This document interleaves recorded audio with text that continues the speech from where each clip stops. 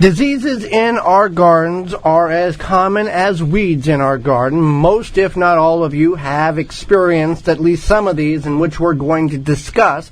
Some of you may have them currently in your garden and may not be aware of what they are, and others may have properly identified these diseases but are unsure of how to get rid of them, so it reduces the risk from having it again next year. And we're going to cover 4 of them. 4 of them. So the first one is late blight on tomatoes. This typically occurs as we get past October. This is like late September, early October. Now, this is not the same as early blight. No. 2 different diseases. Right. So it's not early blight, it's late blight. So if you grow tomatoes longer into the season, you could see this. It can come as soon as early as September, and then when that happens, it will knock out the whole entire county at once. But late blight, you have it. You'll get these dark spots on the leaves, the stems of the tomatoes, as well as the tomatoes. The fruit may look perfectly fine and turn ripe. You bring it indoors, and within a couple of days, it becomes blotchy and very rigid and bad. It just looks like a brownish, blackish color, but it's spots all over the fruit. Mm-hmm. Do not consume any of that. If the plant is infected, you want to dispose of the plant. Again, this can occur very late in the season. You'll have green stem, brown spot, or area of the stem. Green stem, black area, very noticeable on the leaves, stem, and tomatoes, as you spoke about. And to get rid of it, we want to throw it in the trash. We do not want to compost it. We do not want to put it in the city's municipal compost or on the street for city pickup. We want to get rid of it you don't want to put it in your compost. So what happens is that if you put it in your compost, or you put it on the curb or whatever, or you even burn it, this is an airborne fungus. So those spores will travel throughout the air. So no matter what you do, if you try to compost it and then you continue to let that spore thrive and grow, if you burn it, obviously it's going to go through the air as well.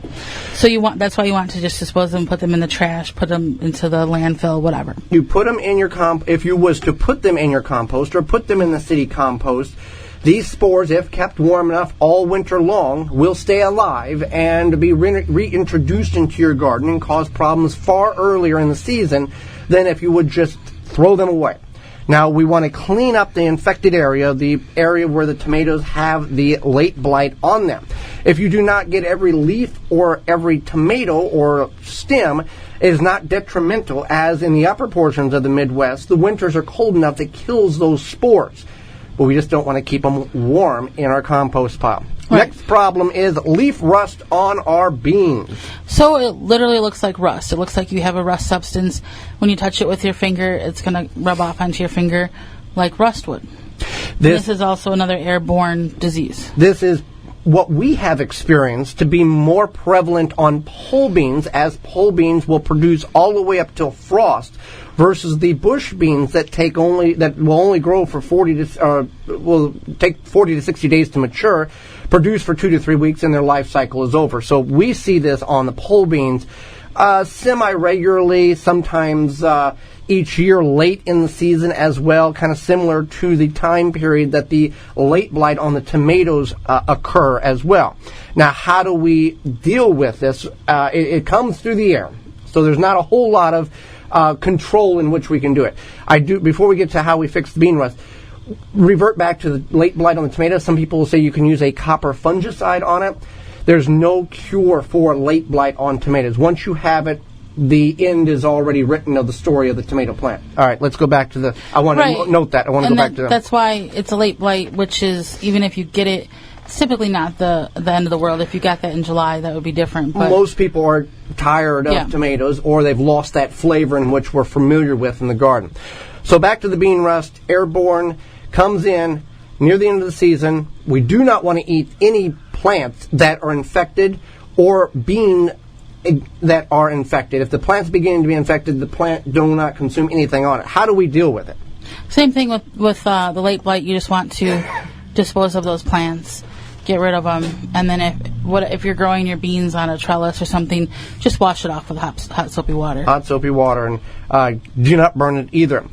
More popular one is powdery mildew, on our squash, cucumbers, grapes, and some flowers. Yeah, powdery mildew looks just like a powder was sprinkled on the leaves of those plants. And you can tell when you have powdery mildew, it's just like a whitish color, especially on coating, right. So powdery mildew is caused, now this is not something, it's not a necessarily disease, it's actually a mildew problem. And so what happens is that as we move towards our fall equinox, our nights start to get cooler. So we're moving to the cooler night. So it may be 80, 85 degrees during the day, but now we have a larger gap in temperature from day to night. So it's because you have you still have a lot of moisture in the air. Right, because as the nighttime temperatures, we typically get dew, and there's not enough, the dew sits on these leaves. It sits on the leaves. So we're going to have probably the same amount of moisture in the air as we have all summer, but now we're getting these cooler nights, and it's not allowing the plants to dry as much, and it's letting the dew sit on the leaves, and if it rained, then the rain's going to sit there too. Same thing as in your bathroom. If it's not ventilated correctly, you get mildew beginning to form around certain areas of the bathroom. Same thing here if it's not able to dry out. Now this is detrimental to your plants because that powdery mildew begins to thicken. And so basically it stops the plant from photosynthesizing. It blocks it from absorbing the sun rays to continue to grow. But the good news is that this is not as bad as like maybe bean rust could be or late blight on your tomatoes. You can spray things on your leaves to help break it up, and you can also trim the leaves. You can remove up to 25% of the foliage from your plant. But be careful when you remove that and how you take it out of your garden, because those spores can very easily drop on adjacent plants, attach to your fingers, your gloves. Now you're touching other plants, and or insects that are on the infected plant will work their way over to the uninfected plant and introduce that mildew. So we want to, and there's many different recipes online in which we can spray products on, household products, in order to disrupt the pH level, to break up and sometimes prevent, reduce, or eliminate the powdery mildew in which we're seeing on our plants. Correct. So, yeah, you can use things like vinegar, you can use baking soda, and these are all diluted, and there's recipes that you can find online. You can use mouthwash, you can use neem oil as a carrier to help apply these to the plant. And we've done it, and we do have success. Yes, sometimes it works very well. Other times the plant is too far gone. Now the question we get sometimes is, can I do this before I see the powdery mildew as a preactive or a proactive instead of a reactive measure? I don't see why you couldn't do it. As long you're just keeping that pH level disrupted on the leaves to prevent that mildew to giving a platform for that mildew to form. If you keep spraying that mixture on it on a regular basis. If I were to do that, I would use something like apple cider vinegar diluted, because that's going to be safer for the plant. I wouldn't go ahead and coat it with water and baking soda. Right. I would use something like the apple cider vinegar, because that will help. It'll help kind of keep that acid on that leaves, but not in a bad way. But you need to dilute it. You can't just go and spray these things. So a lot of times it's like a 4-per-1 part application or a 2-for-3, but you do have to look online to make sure that you are applying it correctly. And we haven't forgot about you flower lovers out there. Rose rust is a problem that many rose gardeners will see. And what is the telltale signs, and how do we deal with rose rust? Sure. So rose rust is going to look like rust on the plants and the similar to the bean rust? Yeah, kind of. It's more splotchier.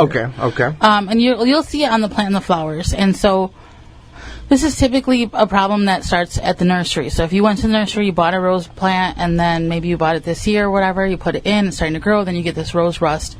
That's not good. You want to buy from a reputable nursery or garden center.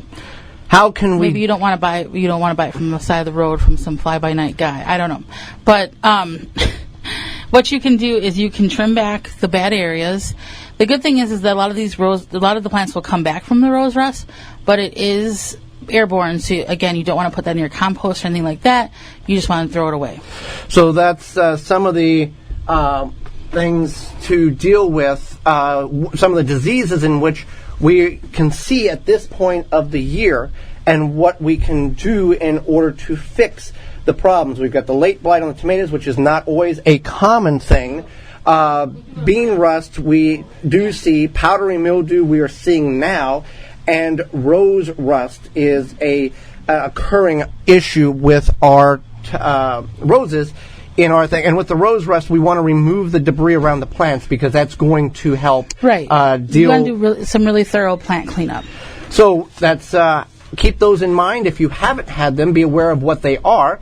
And if you do have them, this is how you can fix it. For more information, please visit thewisconsinvegetablegardener.com.